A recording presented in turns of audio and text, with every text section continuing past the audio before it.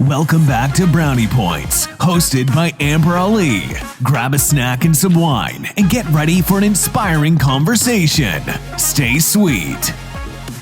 Hi everyone, my name is Amber Ali and welcome back to Brownie Points.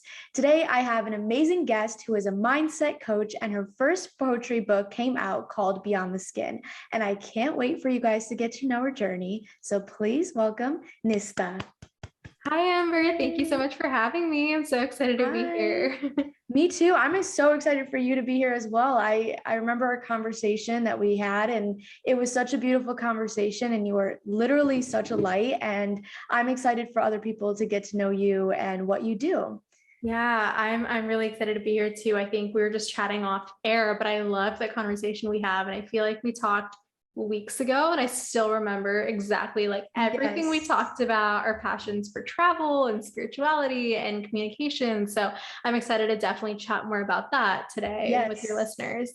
Definitely. So I wanted to ask, how did you get started in your career? Yeah, so I guess just to jump right into things, I did graduate in 2020 from Virginia Tech. So I studied neuroscience and psych. And I think when I was along that career path, or at least that academic path, I always knew that I didn't want to pursue the conventional careers that would come with someone who typically did have a degree in the sciences. So I knew I didn't want to become a doctor. I didn't want to, go into academia, and I didn't want to go into research. And at that point, it's kind of like, well, what do you do? So I think that was the biggest challenge for me throughout the 4 years. It was like, where does this fit into an industry? I've always known that I've loved communications and I've loved traveling and teaching and educating, but I was like, I don't understand how to translate this career path into that type of vocation. Like, I don't know what that looks like. I don't know what job you would apply to on LinkedIn. Like, what title would that be? So that was just something where I trusted in my faith throughout the 4 years. And I was like, I love learning about the brain. I love learning about human behavior. So that's just where we're going to start and I'll figure it out. And then fast forward to March of 2020, the pandemic hits. All the classes end up online. I'm kind of in the mindset right now at this point in my life of being like, okay, maybe I'll just apply to corporate jobs, because I feel like consulting is that one industry where you can go in from any major. You can have a history background, a psych background, a tech background, and it's almost like something great to fall back on if you're unsure of what you want to do. So I think for me, that's how I viewed consulting. And I was like, oh, I'm great at talking, so let's go ahead with it. And being at home when classes were online, being away from college, being away from all that talk about what tech companies everyone's applying to, the big four companies that everyone's like trying to go for, that's when I was like, wait, Nistha, you've always loved teaching and talking, and you've loved like the behavioral sciences. So what better time than now to maybe actually start being creative with it, exploring the things that you've always wanted to do when you're forced to be in lockdown in your house 24/7. So that's when my YouTube channel started. And I was like, all right, I'll just make videos about mindset and spirituality and whatever that means to me. And it eventually progressed into TikTok. And then I kind of was inspired to start my own podcast. So from then on, it's really been a lot of different creative endeavors that I've been dipping my toes into. And from then building a network and moving forward. So it's interesting to see how much has transpired along the journey, which we'll definitely chat about more. But I think it was really the pandemic that was kind of the starting point to me making a huge pivot in my career. Yeah, definitely. I mean, that's a very beautiful story, because you don't hear many people who follow a traditional path and then all of a sudden want to do something that's creative or really entrepreneurial, right?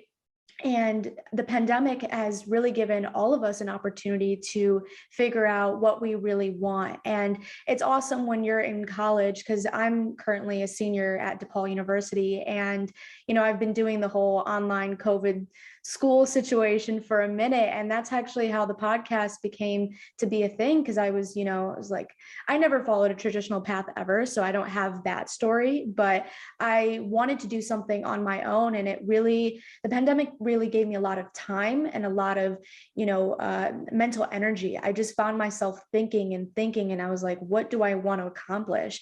And I resonate with your story a lot. It's really interesting when you put yourself out there on one platform and then you're like, okay, especially when it comes to the business side of it, right? Because it's like, okay, am I going to go on just YouTube or just TikTok or just Instagram, you know? So how was that? When you first started, were you like, okay, I have a plan and I'm going to stick to my plan, or did things just change as you kept going with your business? Yeah, that's a really good question. I've always definitely been more of the latter, where I've just been like, go with the flow. And if you're kind of following what you feel called to in the moment, the rest will just fall into place. So as I said, I did have that original loose structure of being on YouTube and posting maybe twice a week. And I soon found that that platform was really draining for me. It took a lot to really film and record and re-record and edit. So I soon realized, like, okay, YouTube's just not the thing for me, which was a surprise because I really, really thought it would be. And I think that's why it's so cool experimenting with social media, because you get to know yourself more. Podcasting, for example, I never really thought that I would have a show. And when I started doing it, it just came so naturally to me. Like every conversation I've had on my podcast has felt like 10 or 15 minutes, even if they've gone up to like 40 or an hour. And it's something that I've been consistent with for the past year and a half. And I'm not really the type of person who's consistent with a lot of things. So that's saying a lot for me. Yeah, I'm sure you can relate. So I think for me, it was just a constant experiment. That's how I treated all of it. That's how I even navigated TikTok. I had no plan as such for TikTok. And then it just kind of came about because I saw that there were a lot of coaches on there, and they were entrepreneurs, and they were teachers and counselors. And I was like, okay, there's really a niche for everyone on this app. So let me just experiment with it. And I didn't expect to grow any sort of community on there, which just ended up happening. So I think it's interesting because you never really can expect where you're going to go. I would have never expected TikTok and podcasting to be the platforms that I've been the most consistent with, that I've really developed some sort of listenership or community on, but that's just how it happened. And YouTube really not so much, but that's kind of initially where I was like, oh, I'm going to be a YouTuber. But it's, you know, it's always interesting. And I think you have to do it and try it to see how it's going to play out. Yeah, I love that you said that you just have to do it, because I think especially with social media, I find that the growth that's the most valuable is the growth that you have within yourself, right? When you're going on social media and you're presenting yourself in a way, you learn more about yourself and how you present to other people, right? And I don't know, I really value how what you're doing, right? Coaching and mentoring is now on social media, because surprisingly, the first thing that I would watch on TikTok, like when the pandemic first hit and I was really on it, was, spiritual coaches and mentors and exactly what you're doing. And it was really helpful to have somebody, you don't find these resources very easily. I feel like before, right? Finding a coach or finding a mentor. And it was so accessible. It was like, just follow my page and, I'll give you more tips, and then here's a link to my scheduling and booking a one-on-one session. So it's incredible how your industry has really been expansive and has grown for the past year and a half, especially on social media. I wanted to ask you, in the times that, you started out your business, even in college or just in general, your career, what are a couple of things that you have struggled with? And what are a couple of things that you found yourself as a strength, found it to be a strength in your journey? Yeah, I again love that question, because I think my answer to both of those, the strengths and weaknesses, would definitely have to be mindset related.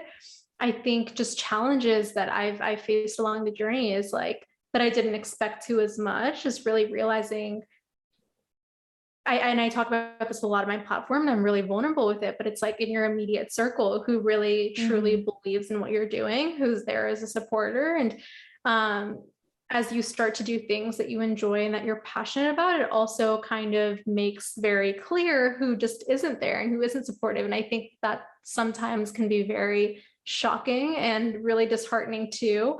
So that's just something I wasn't prepared for, because I think that when you are on a path that maybe is more traditional, it's very easy to have similar benchmarks. You can kind of process everything through the same lens, where it's like, okay, everyone views success in a similar manner. And when you step out of that and you start to have your own definition of success, you can do something that you're really proud of. And then you can realize that someone you called your best friend just may not see it that way. And you may not get the support that you were expecting or that you were looking for. So a lot of that challenge is being able to flip any sort of validation that you're expecting from anyone and be able to create that within yourself, which is much easier said than done. And I think that's an ongoing journey for most people who are kind of, defying the norms in their own way, whatever that may be, whether they're creatives or freelancers, or even if it's not career related, if you're, in a marriage that may be a little bit unconventional in your society or in your community, or you're breaking ancestral and generational trauma in some way.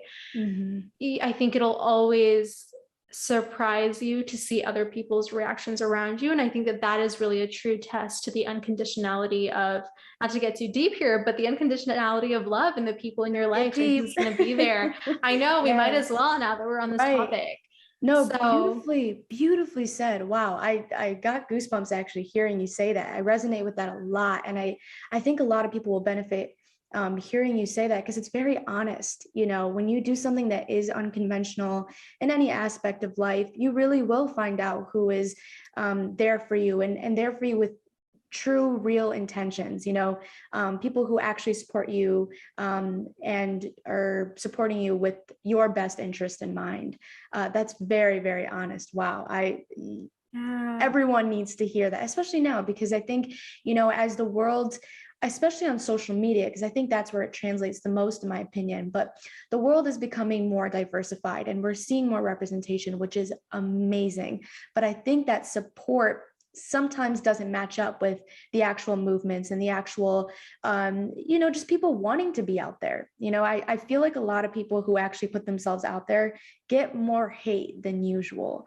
And it sucks, because it's like, this is the first time I feel like in our generation and in the past, 10, 20 years, that people are really just grabbing their phone and talking about their life, or making businesses just on being on social media, or, just having a interracial marriage. These things are becoming more and more known, and it sucks that we are still getting backlash on people just wanting to be themselves, truly. Okay, so what were some things that you had found that was a strength for you in your journey?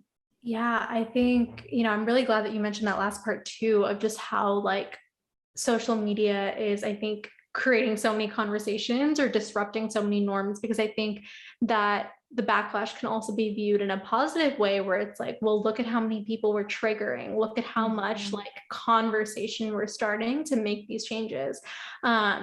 Because it's like, it shocks me too how we're in 2021 and so many things are still taboo in so many communities. I know you and I both chatted about our cultures and our backgrounds, and coming from South Asian, for you, Middle Eastern partially also backgrounds, how that plays out in a lot of the decisions that we make. But we're in an age now where I think we're accessible to more news and more, I guess, radical topics than ever. So why not use that to our advantage and take the backlash as, okay, of just more and more seeds that we're planting and more potential change that's to come. But I think being able to transition and talk more about the strengths that I feel like I've been able to carry along this journey, I'm definitely proud of, I think, just all of the times that I've had to lean into uncertainty, because I guess keep in mind that never along this journey was I guaranteed of any sort of revenue or salary or pay. This is just me trusting in the long term that one day I'd be traveling and getting invited to speak at schools and at companies and work with communities. That is the end goal for me. I'm definitely not even close to being there yet. I'm getting closer every day, but I think the biggest thing is reaffirming my faith in what I'm doing every day. And that can become really difficult sometimes. And it can become really easy to go back to something that's familiar or comfortable. And I think for me, I've noticed time and time again where I've had to step out of that, and I couldn't afford to be in a place that was comfortable or familiar. And I think I also made a promise to myself that I would never do that. And it's when you're really in that place, and it never has to be a comparison game, but when you notice people around you just being like, wow, how do you do that? How do you just walk away from those situations or just keep going? I think that's when you really realize wow, I did build up a lot of courage that I didn't even realize. Because on a day-to-day, you're not really actively measuring how much growth you're developing or how much confidence you're building. And then I look back at where I was and I was like, yeah, this has taken a lot of inner work to get here. So again, just going back to that mindset of the bravery and the courage it takes to be in a path where no one around you really understands or gets it. It's so much of believing in yourself and so much of leaning more and more into that uncertainty simply because you just trust in the big picture. Definitely. Yeah. Your mindset is amazing. I think you have a very, very strong mindset for sure. I mean, as you even speak, you can hear the strength within your voice. I think this is to serve others, right? And in that journey as a young woman, I can only imagine that you wanting to help others and you putting your time and energy into that is also really helping yourself, right? Because the more that you learn about yourself, right? The more that you learn about yourself and your journey, that's actually allowing you to fill that other person's cup, right? The more love that you give, the more love that you can give out, or more love that you receive, the more love you can give. That's what I meant to say. But yes, I think that's a very beautifully said statement. I mean, I don't know. Have you ever faced times where you're like, why am I even doing this? Like, have you just Girl, all the time. You really have such a set purpose. You have such a set intention. You have a great journey. You have credentials. I mean, you have everything backing you up. But do you still feel like, yeah, I don't know. I don't know if this is really what I want to do. Should I go back to that conventional, comfortable life, even though I made that promise? Yeah. And I want to be so honest about that. And I think I'll share that too a lot of times in my TikTok videos about just like how mentally challenging the journey can be and how it'll have you testing your faith. There's been so many times where I've just opened up jobs on LinkedIn and just hit submit, just like blind sent in my resume, right? Like it just, and there's no pull, there's no desire, it's literally just like, cool, here's a bit of safety and I'll just apply and then I'll just switch tabs and go back to editing my podcast. Oh, that's so funny. I've done the same thing. I've literally done the same thing. Sorry. Continue. I believe you. No, I believe you. Feel free to just jump in and talk anytime you want. But like, I want to be so honest about that because it's like when you don't have that, as you said, like, it's just sure I have the credentials to back me up. I have my family who supports me, super blessed, super grateful. But when you don't have a sustainable, like consistent income coming in for all of the work that you're doing, for the videos you're posting, for all of the hours you spend editing, for the hashtag and market research that you're doing on Instagram, like there's just so much that goes into it that people don't see. And when you're doing all of that for essentially no revenue, except for obviously my coaching and working with clients does gain me revenue, but everything else is pretty much like negligible. That's when it really, you sit back and you're like, I really hope this is going to be worth it one day. Like, I hope this is going into something. And sometimes it just feels like it isn't. And sometimes results take longer to come. And again, everyone, I think, defines success differently, but sometimes you don't notice those tangible fruits come in so quick. Yes. So I think those are times for me where I've really been like, what am I doing here? Like, should I just be getting a job? And then it just goes back to just listening to your intuition, just going back to your heart. Cause I think for me, I've always really known what has felt right and what hasn't, and when I've been extrinsically influenced versus what I really wanted to do within me. So it always goes back to me consciously having to remind myself of like, Nistha, you know why you're here. So just stay focused, even if you're not seeing anything, just have faith. And that for the past year has worked out really well for me, knock on wood. So I'm just hoping it, I have wood. We'll do this. There we go. Yes. But I honest to just inspire anyone who's listening. Like if you have faith, and if you might not be spiritual listening to this or religious in any way, it might be like, what the hell is this girl saying?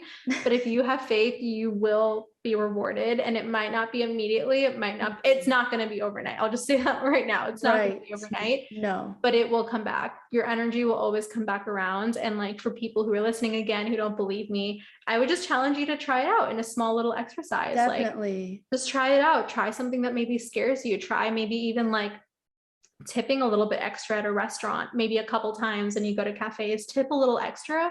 Notice how money will start coming back to you in a couple weeks. I have done that so many times. Always. 100% works. Always happens. I'm not joking. We're going to get into that spirituality conversation because you are I believe you're the only person that I have interviewed that has that side to them in terms of like business, because we're having a business conversation, but we went into it more personally on the spirituality aspect. And first of all, I think people who don't believe in spirituality or don't believe in religion or any of that can still relate to you, because in terms of I think there's a term called self-fulfilling prophecy. That's what people usually who don't believe in spirituality, that's what they frame spirituality to be. But even then, regardless of how you want to believe it, see it for what it is. It really is Totally. Whatever you want to believe in, regardless of that, it's that repetition, it's that intention, it's what you're putting out there and being mindful about what you're putting out there, right?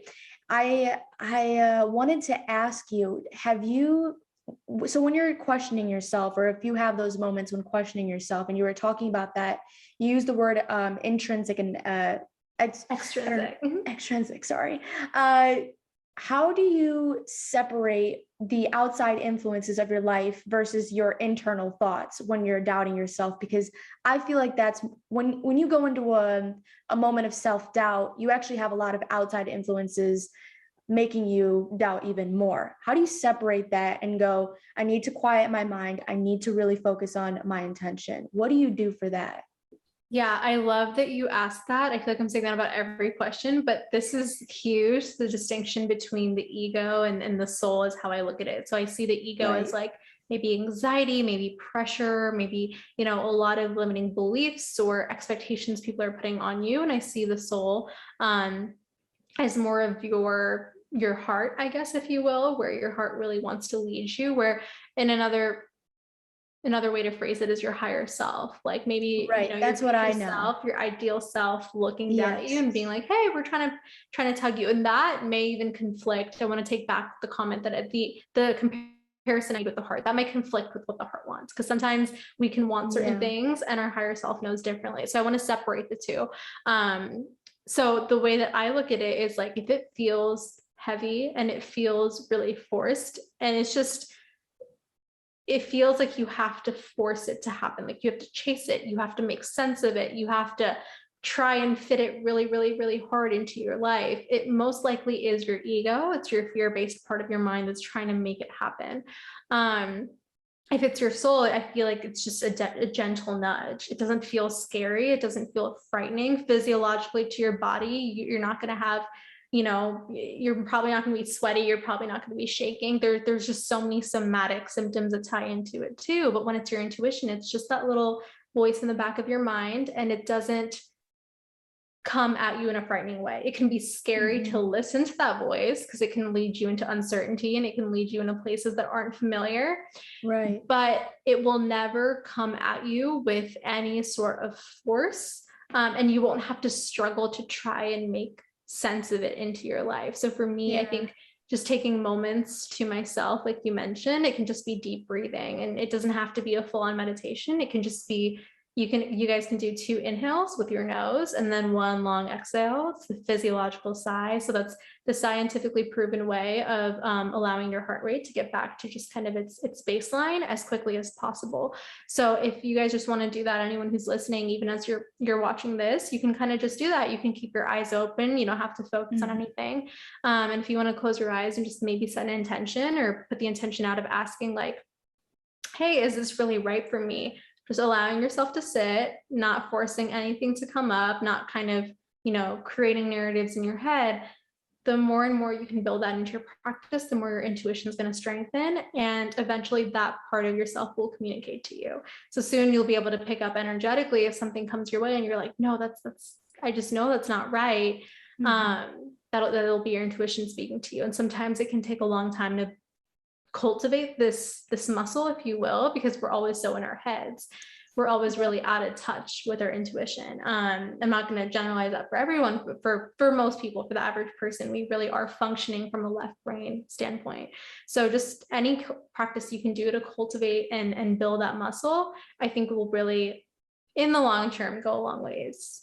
Yeah, that's awesome. I feel calm from you even just talking about it. I was like, I'm glad. "Whew," I did some deep, well, not deep breathing because I look really ugly when I deep breathe because I'm very like, but no, yeah, I love that you mentioned resistance because that is kind of the key when you have to break down your ego, because you know that you're resisting when your ego is on the forefront of any thought or situation that is in your mind, right? And I love that you said that you really just take a deep breath and you kind of separate that higher self and that ego.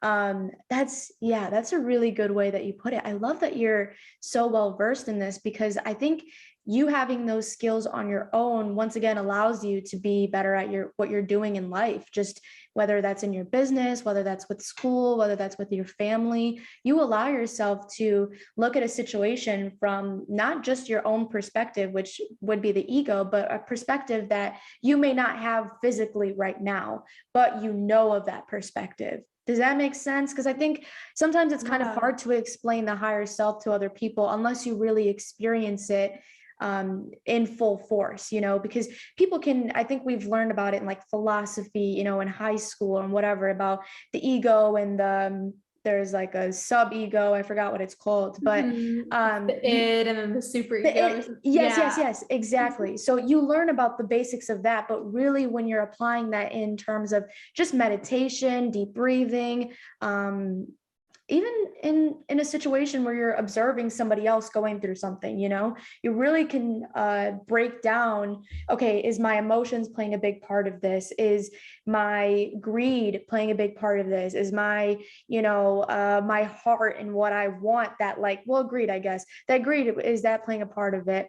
There's just so many things when it comes to separating those two. And I love that how you said it. I wanted to ask you, this is pretty separate from what we're talking about right now, but I actually want to go back into it later on. And I think it'd be kind of fun if we did like a deep breathing exercise. You could teach us I was some going to more say stuff. that. I would love that would be really awesome. Before we end up, I think we should do that. But I wanted to ask you a completely different question because I really, really wanted to know. I know we talked about it personally on the call and how your spirituality came to be, because you are a Hindu, correct? Yes. Yeah. Okay, awesome. And Hinduism, I'm not going to speak too much into it because I'm not Hindu, so I don't really know that much. But what I do know is that spirituality is intertwined in your religious beliefs. Is that correct? Yeah, I think a lot of Awesome. what we call spirituality in the Western community, a lot of those principles and doctrines and philosophies do stem from a lot of these scriptures in Hinduism. But the way that I view spirituality, I think it's really personal. I think it's just how every individual makes sense of oneself, of their own being, and their connection to the oneness around them. So the way that I look at everything is that we are all connected, we're all one, we all come from one source or one creator, and that applies to not only individuals, but just like the plants around us, the oceans, the rocks. Like I think there's and that idea does it is written in Hindu scriptures as well, but I think spirituality is just its own thing. It's just making sense of being here, and it doesn't even have labels. So even for myself, I don't know if I'd necessarily identify as a Hindu. I have been raised Hindu. My parents are Hindu, and I'm pretty well acquainted with a lot of the religion, but I don't know if I even identify with it. I think even I used to say I'm spiritual. I think that's the best way I introduce myself, but I think even that now has like a schema based off of Western spirituality. And so I think for me, it's just a constant understanding of what I make sense of this reality to be, of my truth, of what my truth is. But yes, I think a lot of the narratives that we are seeing in Western societies today are sort of translations or interpretations of many of the things that were in like the Bhagavad Gita or the Vedas. So yeah. Did you face any discrimination when it came to being open about spirituality when you were mentoring? I don't know if this is how your mentor sessions or coaching sessions work, but if someone's sitting down and you kind of mention a technique that's linked to spirituality, do people are like, oh, that's not what I don't believe in that, right? Do you have people say stuff to you like that? But surprisingly, I haven't had too much of that. And I think it's because when I sat down and I was kind of creating my client avatar for coaching and who I'd ideally like to work with, I actually wrote out word for word, I want them to be open to more of these quote unquote spiritual or esoteric techniques. I want open-minded people. And every single person I've worked with has just wanted to explore that. It hasn't even been so much of something that I've been like, all right, let's talk about meditation. It's been them coming onto the discovery calls with me and being like, I really want to learn more about like scripting, or I want to learn about meditation, or I want to learn about like, I don't know, just different, things that maybe in conventional society we would label as esoteric. They've wanted to come to me with it. So, I literally came to you today when we first when we got on the call. Yeah. I was like, do you know anything about the full moon in Pisces? Because I have no idea. So that's awesome that you have that. You have a very openness personality to you. I feel like anybody can come and talk to you, which is awesome. That's what you want when it comes to coaching. But it's also awesome that you've kind of been like established in that, you're like, okay, hey, I know this and I want you guys to be open. So if you want to come to me, I hope you're open to whatever I have to offer, because I'm only helping you. Like, I only want the best for you. So that's awesome that you've established that, Have you gotten comments from people trying to like argue your beliefs, or like being like, oh, that's not it, or something? I feel that's what I've seen on TikTok. Yeah, I've definitely seen that on TikTok for many creators. I've definitely had a couple of videos that have gone viral where people have maybe not believed what I was talking about in the comments, or been like, this is BS when I talk about a mindset shifting technique. But really not so much. And I think that could be partially because I'm still growing. I'm not like, one of those 100, 200K creators. And I'm, just enjoying, and I'm grateful with the 17K that I've built up so far. I'm really appreciative of that. So I think, like that community and the people that I've attracted into it have been very much like, I think I attract that open-minded energy, and those are the types of people that do, hit follow and keep up with it. So I'm sure as I grow, it's only bound to happen. I'm only bound to have people who see and have more. I was going to say, regardless of your following, I think it's just, that topic is so, I hate to call it controversial, because anything is controversial in social media, but that's just the term that I have to use because that's what relates to it. But it is a controversial topic, right? In terms of, religion, it kind of goes under that religion aspect. So that's interesting that you have actually gotten a lot of support from it, because I've definitely seen a lot of people been like, either people are like, I claim this energy and I love this, and people are so for it, or I see people like, oh, this isn't right because of this, and this is not science, and science is the only thing, and it's like, okay, all right, I'm glad that you don't have that experience all the time. How would you respond to something like that? If somebody was like, hey, the law of attraction isn't real because science says so, and they give you some like quote from some famous scientist, what would you say to that? How would you kind of divert people to not look at spirituality as such a, this heavy thing? Because it's literally the complete opposite, I know. And I think for me, it was actually interesting because I feel like I probably mentioned this to you on our first call, but I never used to even identify in any way as spiritual or religious. My journey of self-discovery really started my sophomore year of college. And that's when I started opening up to manifestation and law of attraction. When I first heard of those two concepts, I immediately discarded them. I was like, this is BS. None of this is real. And the only way that I understood what it was is through Dr. Joe Dispenza's work and through his resources and his texts, which all explain it through a science lens, and a more physics-based lens. So it's really fascinating because for me was like, oh, this is making sense. I felt like he was speaking to my language. So if someone were to say like, oh, this isn't science, I'd be like, well, it is.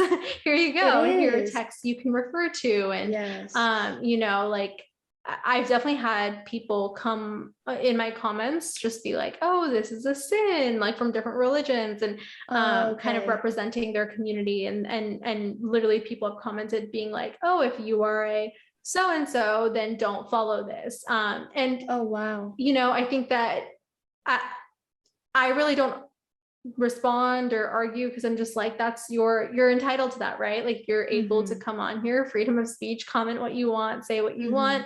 I know that I'm attracting the people ultimately at the end of the day who are able to hear my message, who are ready to receive that message. And for some people, my message won't serve them. It just won't serve them where they are in their journey. And ultimately there comes to a point where you just have to accept that, and you have to accept that there's no more convincing, there's no more arguing, there's no more debating you can do.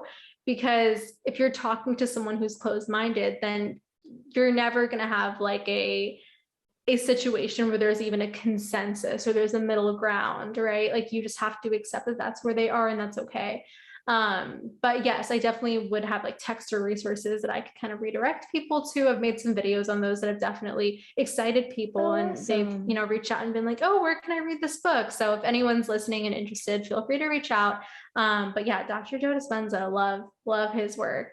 Yeah, I'm going to check him out. That's awesome. I learned a little bit about quantum physics before I really got into like my spirituality journey, because I grew up with spirituality. It's part of my religion, but quantum physics was something that I really, really understood, because when you talked about, or, when I learned about energies, that's when I was like, oh, this makes a lot more sense.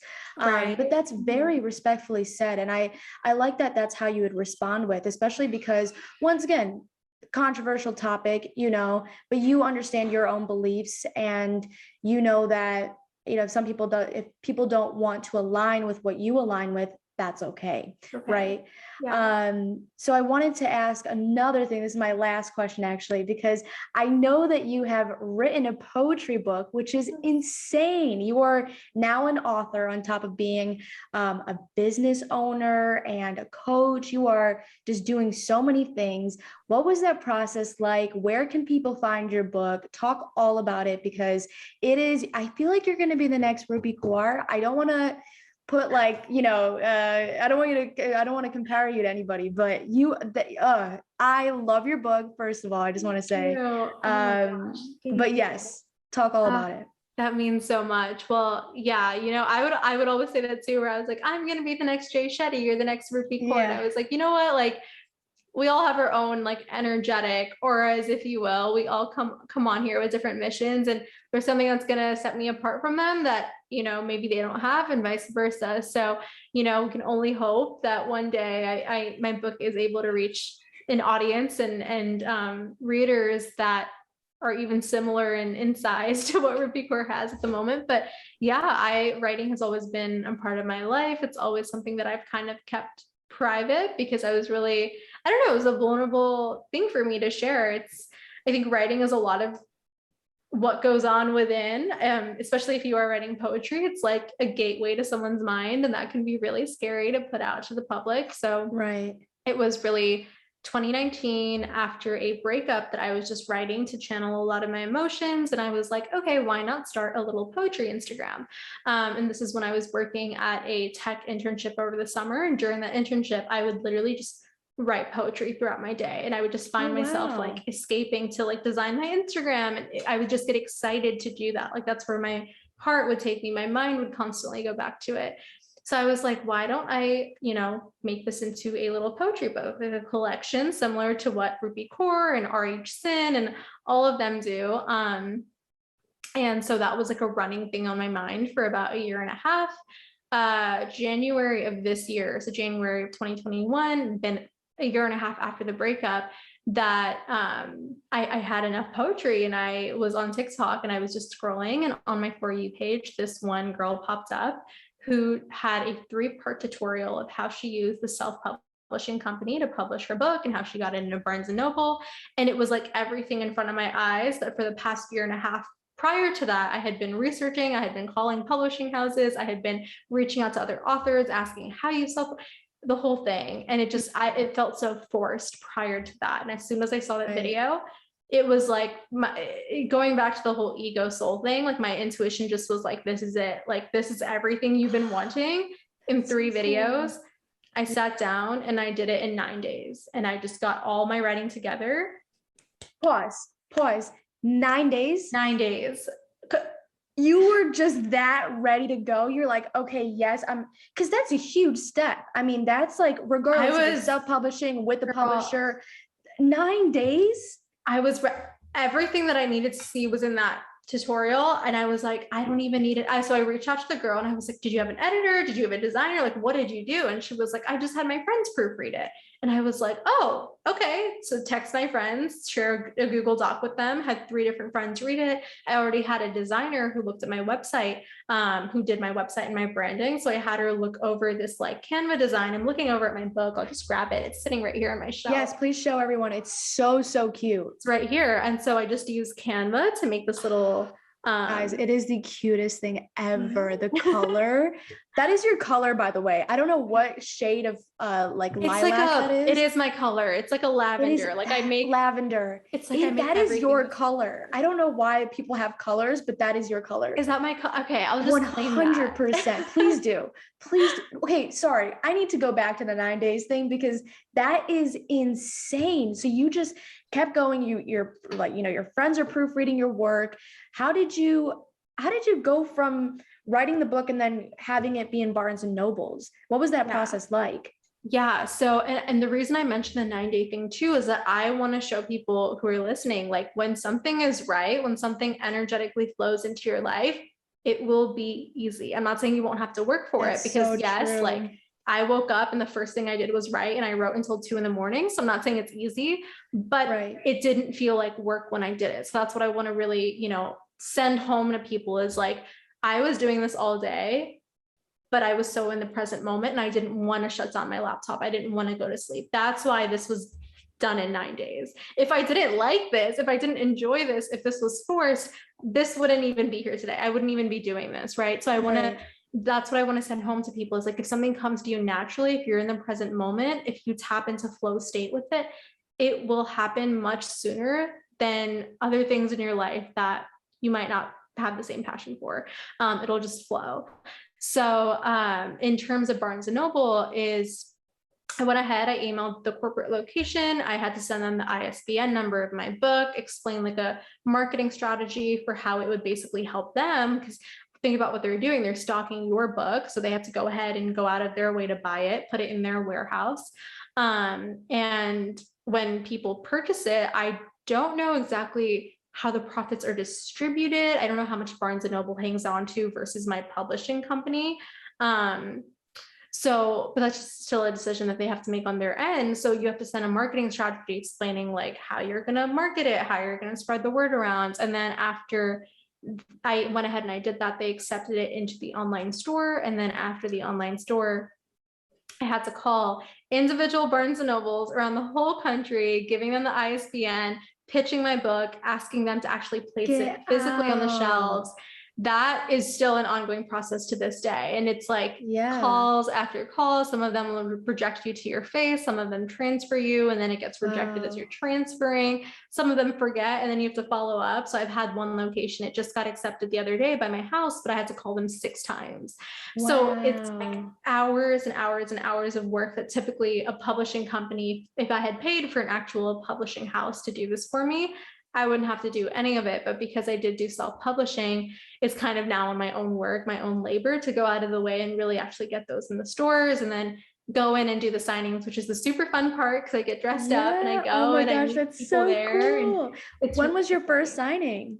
It was, I want to say about 3 or 4 weeks ago, back when I was still visiting my family in California. It was in Barnes & Noble Dublin, which highly recommend people just go and stop at their Barnes & Noble. Everyone is so welcoming. I love the community in there. I ended up meeting a girl who wanted to like always publish a book. She's almost 26, and she just immediately like took it from my hands and was like, I'd love to buy this. And we took a photo together, and it was that like community aspect that I was like, this is what it is. Like, this is what it's about. It's not just me going in and doing a signing by myself. It's me actually having a conversation with someone and seeing where that conversation could eventually take them on their journey. So I've just loved going in because you never know what to expect in every store.